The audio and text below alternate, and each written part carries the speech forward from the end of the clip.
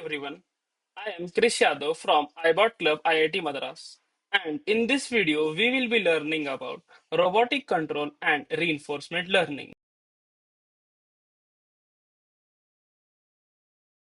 If you have ever seen a robot arm placing items or a drone flying stably, you're already witnessing robotic control in action. But how do robots decide how to move, when to stop, and what action to take? That's what we'll explore today. This robot may look like it's just dancing, but here every move is precisely controlled using feedback loops and trajectory planning. Behind this, there's a classical control, inverse kinematics, and learning in action. We'll now look at how the traditional control works, why it fails in complex scenarios, and how learning based control is changing robotics. So, let's dive in, starting with how robots have been controlled classically for decades. That is, the PID control.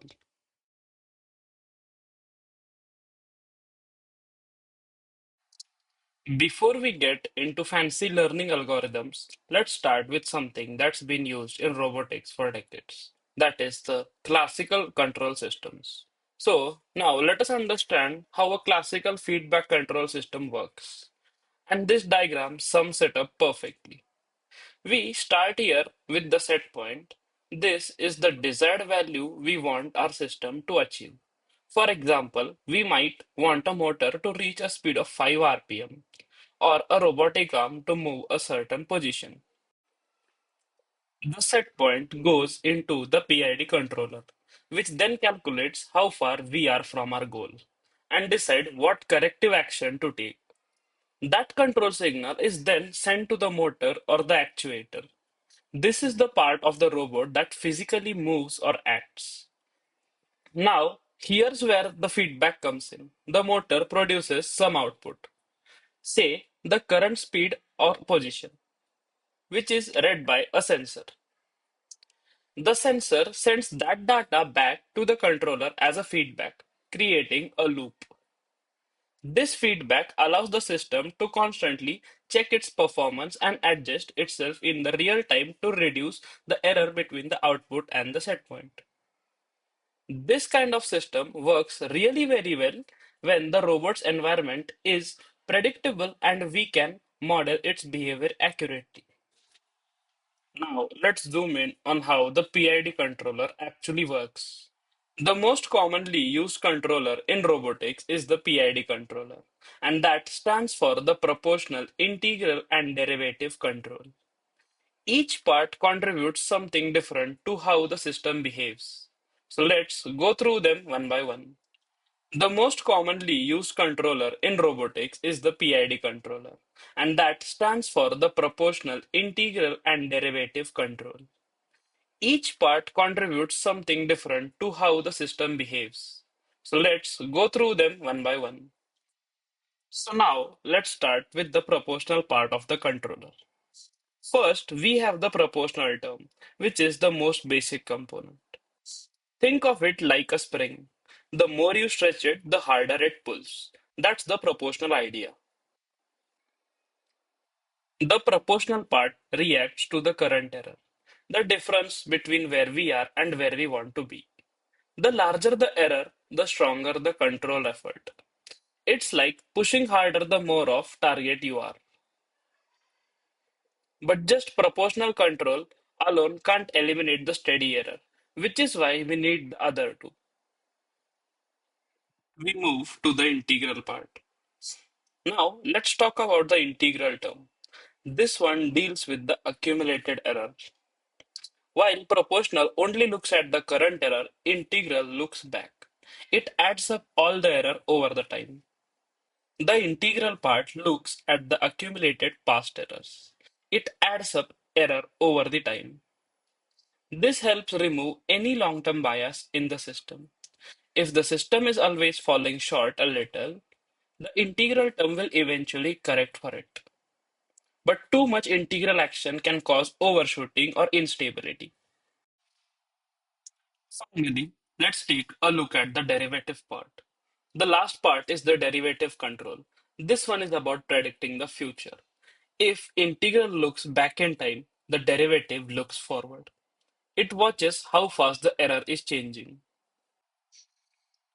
The derivative part predicts the future.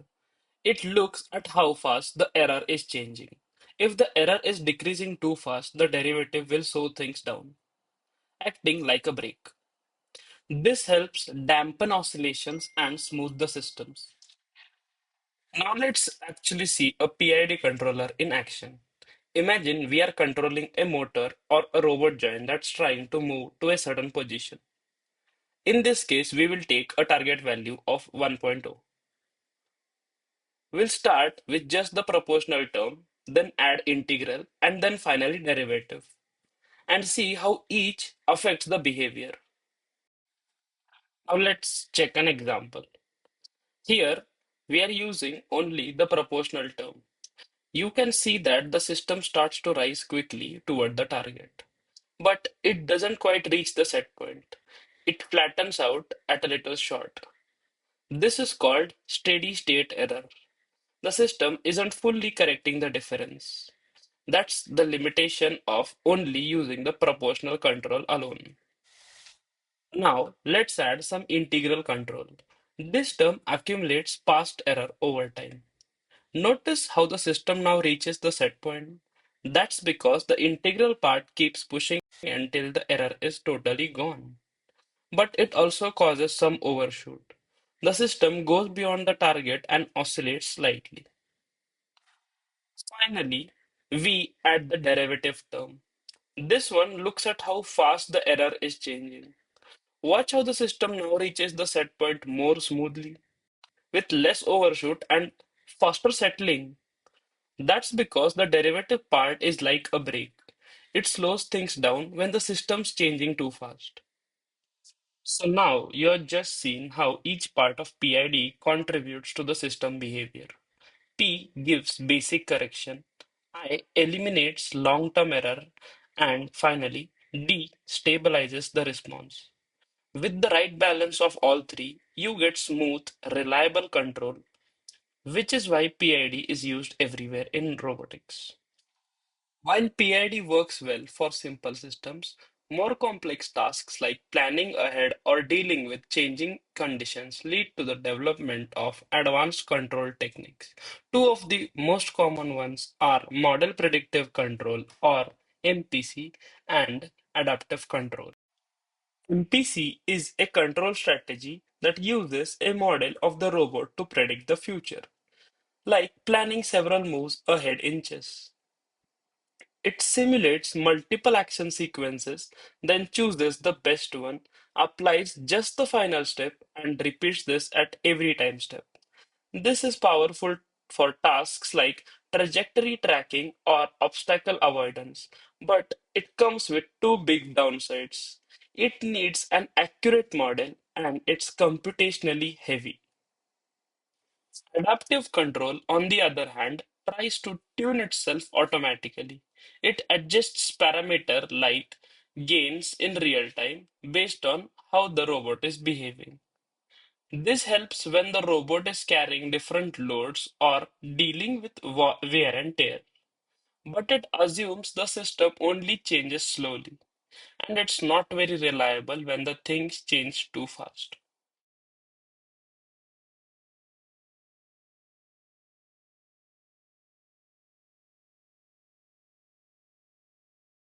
So far, we have looked at the PID controller, which is a tried and tested method that's been powering robots for decades.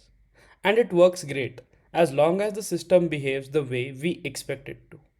But robotics in the real world? That's rarely the case.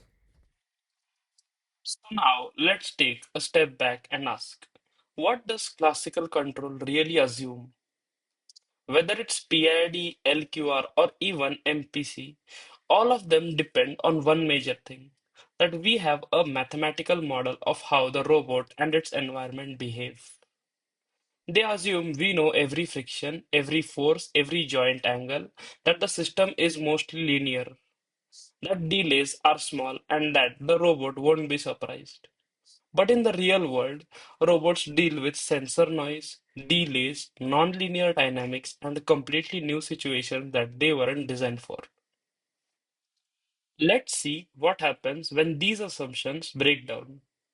Here are a few real world scenarios where classical control can't keep up.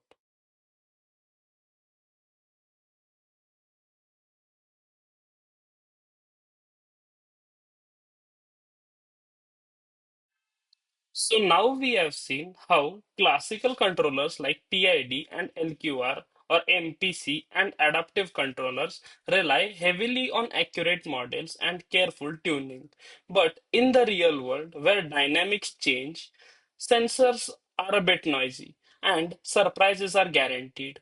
These controllers start to fall apart. That raises a big question. What if we could build control systems that don't need perfect models? Ones that can learn, adapt, and improve over the time.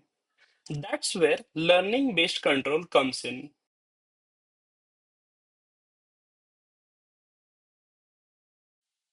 Learning based control flips the game. Instead of hard coding rules or tuning constants, the robot learns from the data. It learns what actions to take by trial, error, or demonstrations. You give the robot an objective, say, walk without falling, and it figures out the control policy itself, often through interacting with the environment. Now, there are two common flavors. The first one is imitation learning, where the robot mimics the expert behavior, just like cloning a human demo. And the second one is reinforcement learning, where the robot learns by getting rewarded for its good behavior. The key? You don't need a perfect model. The robot can learn directly from the experience. In imitation learning, the robot watches a human or another expert perform a task and then tries to mimic that behavior. Imagine you show a robot how to stack blocks or pour water, and it learns to do it just from those demonstrations. Google's Robot See, Robot Do project is a very great example that robots are able to learn and perform tasks by simply watching human YouTube videos. Another system called Whirl enabled robots to watch human-human interactions and then generalize the task to new settings. In the messy, unpredictable, real world, learning based control shines. It allows robots to adapt to novel situations, handle noisy sensors and imperfect dynamics, improve over time with experience. Imagine a warehouse robot that sees a new type of box or a legged robot walking on a slippery terrain. A classical controller would struggle, but a learning-based policy can adapt on the fly. And as we scale up to more intelligent systems like assistive home robots or autonomous cars in complexities, learning isn't just helpful, it's essential. Classical control gave us precision. Learning-based control adds flexibility. But what if we want our robots that don't just mimic, but learn to act on their own by trial and reward? That's where reinforcement learning comes in. And that's exactly what we'll explore right in the next part.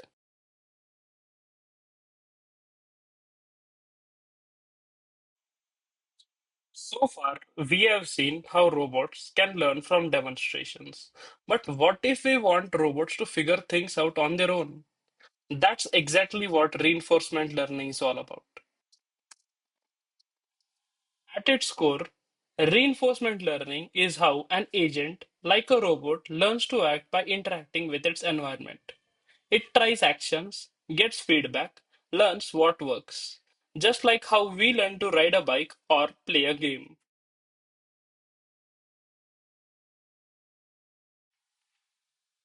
Agent, the learner, the robot, drone, or the character. Environment, the world the agent interacts with. State, what the agent sees or senses. Action, what it decides to do, reward, feedback, good or bad. Does the action help? Policy, the learned behavior, a strategy mapping states to actions. Here's how it works. The robot is placed in an environment. At every step, it observes the current state, takes an action, receives a reward, maybe positive or negative, and also transitions to a new state. So now we have seen how an agent interacts with its environment, taking actions, receiving rewards, and learning through trial and error. But how do we formally describe this process in mathematical terms? That's where the Markov decision process or MDP comes in. It gives us a structured way to define everything we just talked about, the states, actions, rewards, and how they evolve over the time. Let's take a quick look at what MDP is and how it frames the reinforcement learning problem. An MDP consists of just a few basic elements, which are states, all the situations that the agent can find itself in, actions, the choices the agent can make, rewards, feedback from the environment telling the agent how good or bad an action was, and a little thing called the discount factor, which tells the agent how much to value future rewards. That's it. An MDP just defines the rules of the game. Reinforcement learning, that's how the agent learns to play.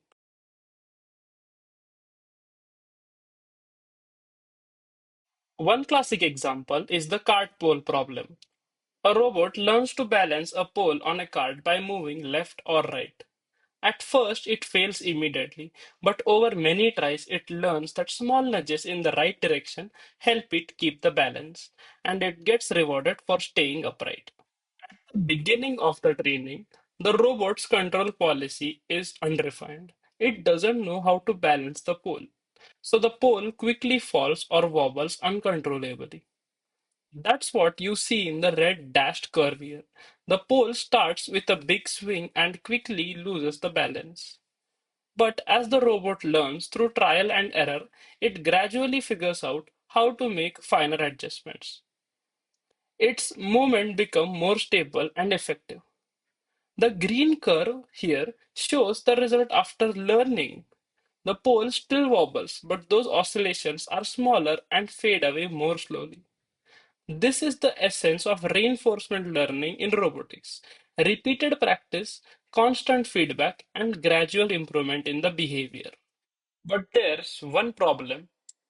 Most of these examples that we saw happen in a very simple simulation or 2D games.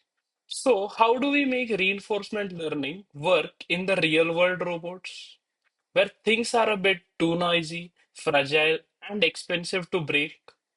That's what we'll explore next.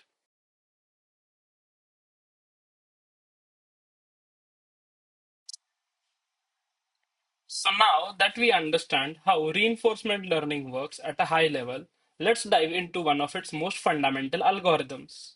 That is the Q learning, and how we scale it up to handle real world complexity using deep Q networks or DQNs. Q-learning is a value-based reinforcement learning algorithm. It learns something called a Q-value, which tells us how good is it to take this action in this state.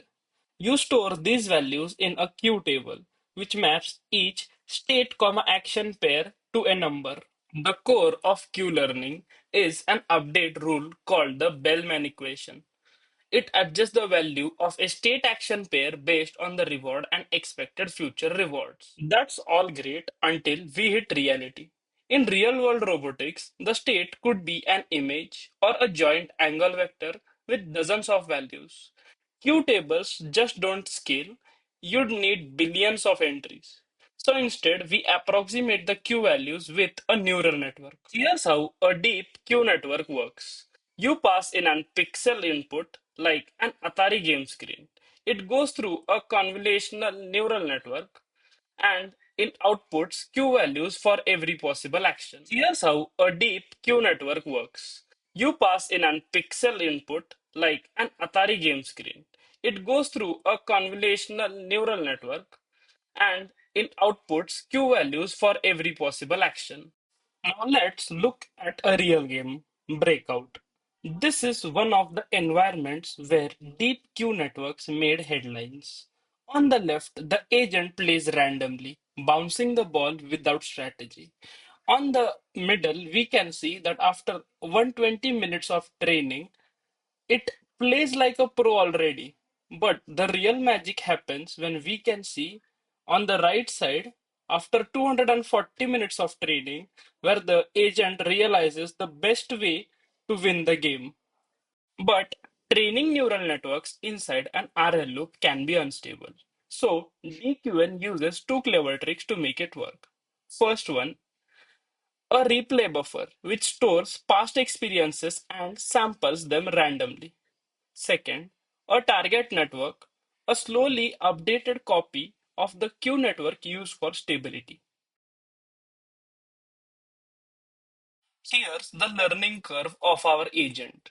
Each star shows the total reward it earned in an episode. At first, the rewards are very low, but with time, you can see the clear improvement that the agent is learning from raw interactions alone.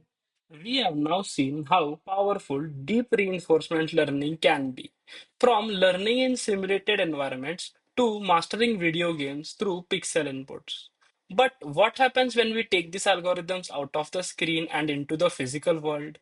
Can a robot learn like this in real life with all its complexity, noise, and unpredictability? That's what we will explore next. Reinforcement learning in real robots.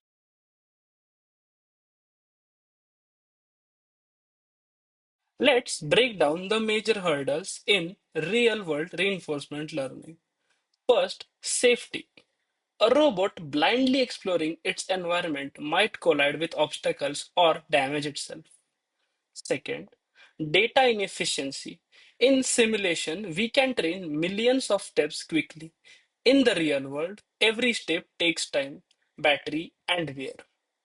Third, the infamous sim to real gap. What works in simulation often fades in reality due to unmodeled dynamics, hardware imperfections, and visual mismatch. To tackle these issues, researchers have developed some powerful strategies. First, domain randomization. We train robots in simulations with randomized lighting, textures, and dynamics so they can learn to adapt to a wide range of conditions. Next, imitation learning. Robots learn by mimicking humans, either through demonstrations or teleoperation. Finally, hybrid control systems, combining classical controllers like PID with neural policies to get both precision and flexibility. Let's look at some remarkable examples of RL making its way into the physical robots. This is OpenAI's Dactyl, a robotic hand that learned to rotate a cube using deep reinforcement learning, trained almost entirely in simulation. Boston Dynamics quadrupeds use a blend of classical and learning based controllers to perform agile locomotion.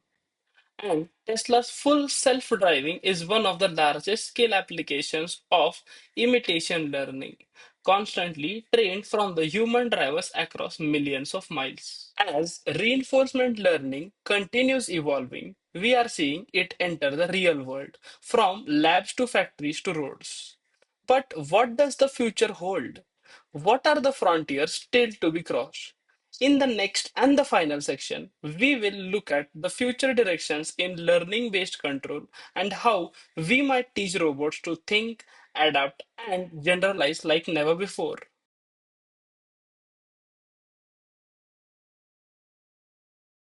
We have come a long way from classical control to robots that learn by themselves.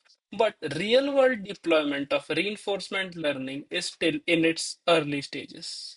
If we want robots to safely assist in homes, hospitals, or space missions, we need RL systems that are more general and more data efficient, more robust. So, what's next?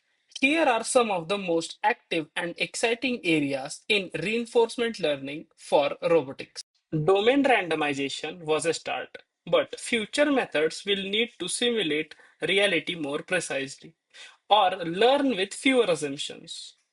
Techniques like system identification and meta learning might hold the key. Today's RA legends are narrow, trained for just one task at a time. But future robots will need to switch, combine, and adapt skills on the fly. The real world training is expensive. So, offline reinforcement learning, where agents learn from large datasets without interacting with the world, is a major focus. This brings RL closer to the strengths of supervised learning. Future robots won't operate alone. They'll work alongside humans, like humans, learning their preferences, intentions, and goals. This means RL systems must be interpretable, safe, and interactive. Large models like GPT have transformed language. Can we build similar foundation models for robots that generalize across actions, objects, and goals? Efforts like RT2 are already trying to unify vision, language, and control. Reinforcement learning has already changed the way we build intelligent robots. But we are just getting started. The road ahead is full of challenges, but also potential for smarter, safer, and more capable machines. Whether it's a home assistant, a factory worker, or a robot on Mars, the future of robotics will be shaped by systems that learn. Thanks for watching.